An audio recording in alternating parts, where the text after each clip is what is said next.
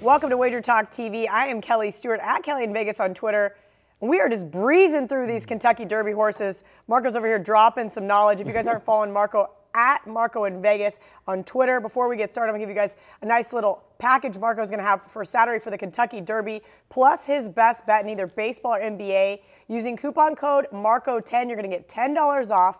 That means you're walking out the door, 29 bucks, Marco's best Saturday bet, and his complete betting guide for the Derby. Or you can just watch all these videos, because I feel like going through all these horses, Marco's giving away all of his good secrets. All right, Marco, let's talk about maximum security. Here's post position 7. Right now, he's 10-1. I've heard some rumblings of some sharp guys that like this horse, and rightfully so. He's undefeated.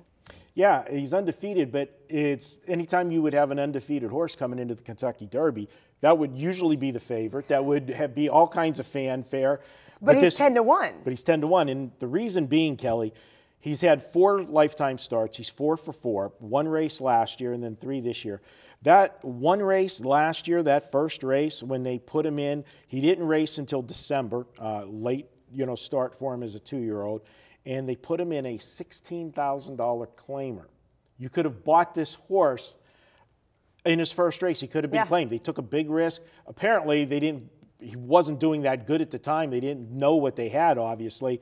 And 4 starts later, a horse that could have been bought in a $16,000 claimer has now made $649,000. See, these are the kind of inside information I know, so I mean, I could buy that horse. Yeah, there you go. And you would be racing for $3 million on Saturday. That would buy a lot of ugly hats. But yes, it would. It would buy a lot of ugly hats. But the question is, do you think he can win it? 10-1. That's a. This is the thing. The 3 races before his last, he raced against, and he won them by daylight, 10, 12 lengths, big wins.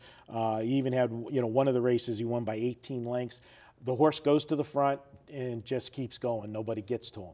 So they put him in the Florida Derby. And as you know, Ralph and I went to the Florida Derby in person, had a good time, lots of cocktails down there, watched that race.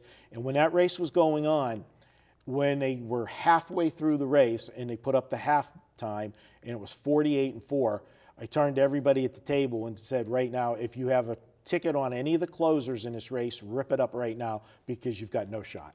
And he went so slow on the front end that the closers were not going to be able to make up that ground, because a closer, you're way at the back of the pack, so you've got 7, 8, 10 lengths to make up. You need faster fractions the first half of the race so that when you're running your half that's fast, you can make up that difference in time.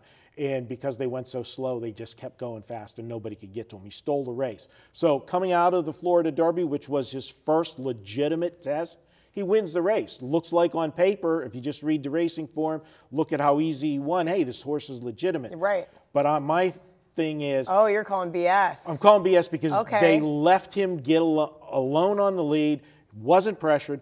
He's going to get pressured in this race. 20-horse field, there'll be a lot of horses that want to get up and near the lead. He's going to have to go faster fractions and go honest fractions.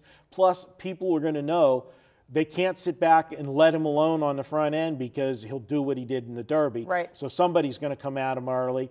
Maybe that horse will be the sacrificial lamb, so to speak, but it could take out 2 horses in that instance. The horse that tries him first, and if he has a little more left in the tank, it's going to put that horse away, but then in the end, it's going to put himself away whenever the better horses come closing. So I'll put maximum security on my bottom end of some of the tickets, but if he lands on the top of the tickets, I'll be crying because I won't. This will be the horse that could give me the big FU on Saturday. Ooh, all right. Guys, I gave you a deal to start the video with Marco 10 to get Marco's Kentucky Derby betting guide for just 29 bucks. But if you're looking for a better deal, you get his 7-day all-access package. That's all his plays, including the Kentucky Derby on Saturday, normally $119.